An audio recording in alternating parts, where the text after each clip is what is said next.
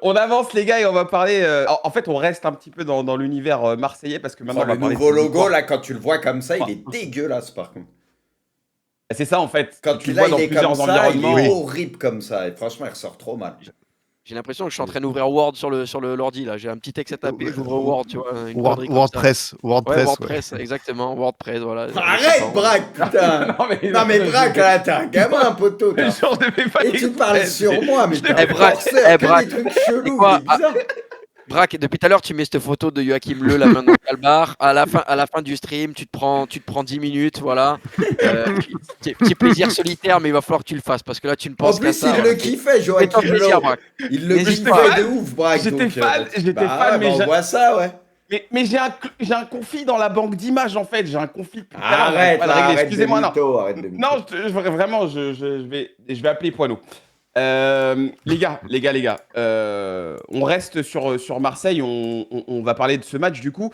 Ce qui est ouf en fait, c'est que comme je disais dans l'intro, ça devait être un peu une formalité, mais finalement, bah, ça l'a pas été du tout. Il y a Aubameyang et Petchao qui voilà, ont d'abord permis à Marseille de marquer ses 2 buts, de breaker, et ces buts, on les a vus, ils sont arrivés après pseudo-erreur Messine, en tout cas après des corners, après des pertes de balles. Enfin, il y a eu pas mal de pertes de balles que Marseille, notamment, n'a pas bien exploité. Mais on sent bien que c'est un petit peu Metz qui a donné ces buts-là à l'OM. Metz qui revient finalement grâce à Tsitaishvili. La séquence, elle fait peur parce que défensivement, bah, encore une fois, on va des joueurs totalement passifs, des joueurs qui sortent pas sur le porteur. C'est compliqué. Ouais, ok, Bruce, ok.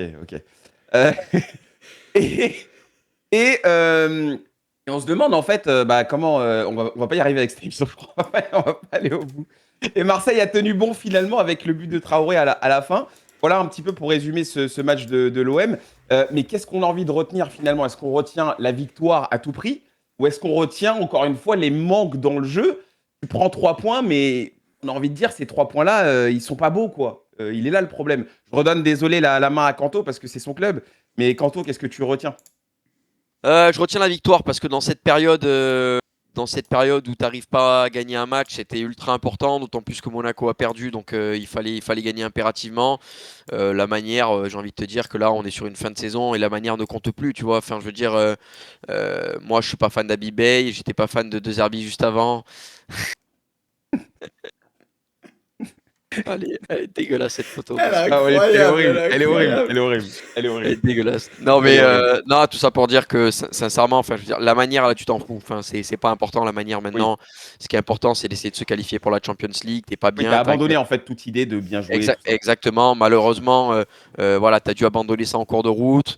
Heureusement, tu as un calendrier qui est quand même abordable. Maintenant, il faut aller chercher des victoires, il faut aller chercher des points, il faut se qualifier. Et peu importe la manière, de toute façon, on a bien compris qu'au niveau de l'organigramme de l'OM, ça évolue et ça va évoluer. Au poste d'entraîneur, ça va probablement évoluer. Les joueurs sur le terrain vont évoluer également. Il va y avoir beaucoup de départs, beaucoup d'arrivées. Donc, à partir du moment où tu es sur une restructuration, là maintenant, ça ne sert plus à rien quand tu n'as plus rien à jouer, si ce n'est la qualification, de chercher à bâtir quelque chose, à construire quelque chose. L'objectif, c'est de gagner des matchs, même si tu le fais de manière dégueulasse, il faut juste les gagner et c'est tout. Ok, donc là maintenant, on se prend plus la tête. Ouais, non, non, il faut gagner, c'est tout. Je pense qu'on est plus ou moins tous d'accord avec ce constat. Bruce, il y a un joueur hier qui était de retour, qui avait manqué le match face à Monaco, c'est Mason Greenwood. Et en fait, on se rend compte que l'OM peut plus se passer de lui, concrètement. Si t'as pas Greenwood aujourd'hui, c'est très compliqué. Même quand tu l'as, c'est déjà compliqué. Alors quand tu l'as pas, c'est encore une autre histoire. En fait, il y a plein de mauvais signaux finalement avec ce Marseille-là. Enfin, je veux dire, quand tu vois la manière dont il gagne ce match pour le sprint final, et c'est quand même un petit peu flippant, non? Bah, c'est du Marseille, hein, que ce soit sous De Zerbi ou sous Bey, il y a des boulevards, quoi. C'était un match, des fois, il y avait des boulevards, c'était aberrant.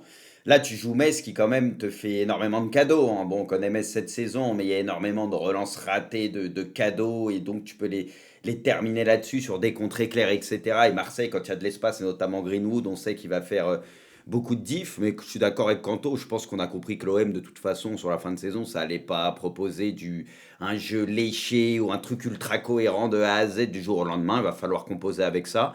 Après, la bonne nouvelle pour eux, seuls les 3 points sont importants, ils les ont pris. Et tu as Monaco qui, pour le coup, on l'attendait peut-être pas. Enfin, le PFC en ce moment, c'est très fort. On n'attendait peut-être pas Monaco se faire ouvrir pareil dans un début de match de cette manière.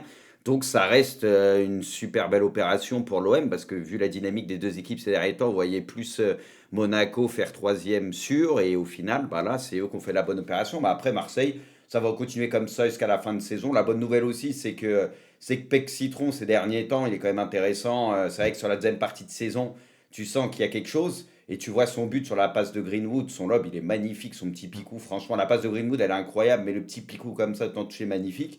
Donc lui, tu vois que normalement, comme tu le dis, s'il n'y a pas Greenwood, bah, tu sais que ça va être plus compliqué. Mais ces derniers temps, tu as l'impression que Pexao est capable d'apporter aussi un peu plus de choses. Donc ça, c'est bien. Mais après, oui, bah, c'est sûr qu'hier, enfin, c'est pas un grand Olympique de Marseille. Et heureusement que tu as une faible équipe de Metz et qui aussi te fait beaucoup de cadeaux, quoi. Voilà, mais l'important, c'était les 3 points. Ils les ont pris. Scipion, c'est quoi ton analyse de cette rencontre? Marseille gagne sans être resplendissant, sans être beau, mais Marseille gagne quand même. Est-ce que ça va être un petit peu la symphonie jusqu'à la fin de la saison?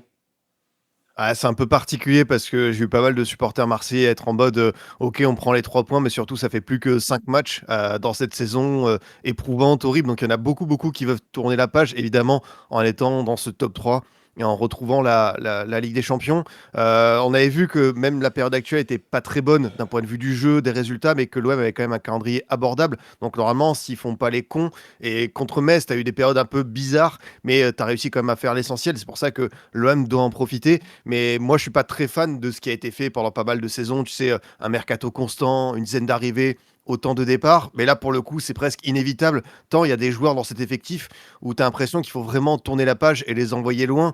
Je peux penser à Rouli, même si Pour beaucoup les de respect, mais envoyer loin. finalement, Rouli, c'est dur. Pavard, Balerdi, j'avoue qu'on a tourné la page, même de plus en plus.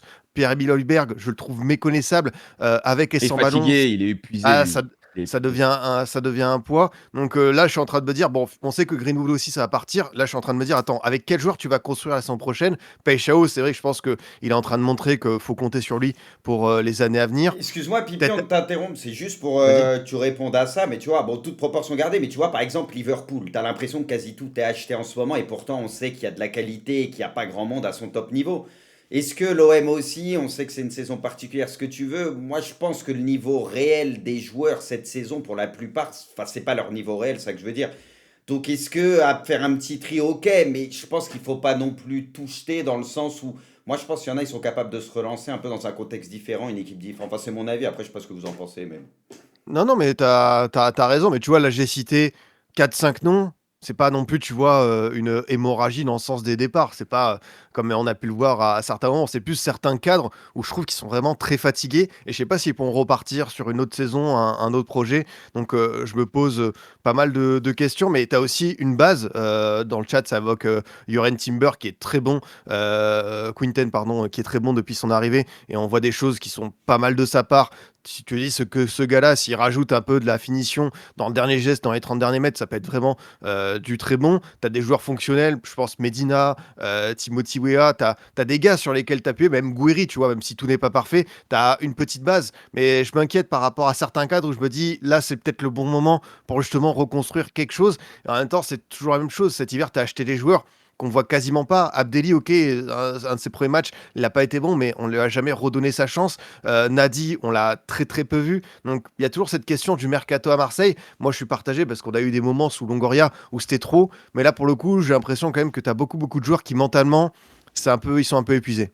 Ouais, il y a de la fatigue hein, du côté de Marseille. En tout cas, Marseille qui revient sur le podium provisoirement. Il y a Lille en embuscade, bien sûr, derrière.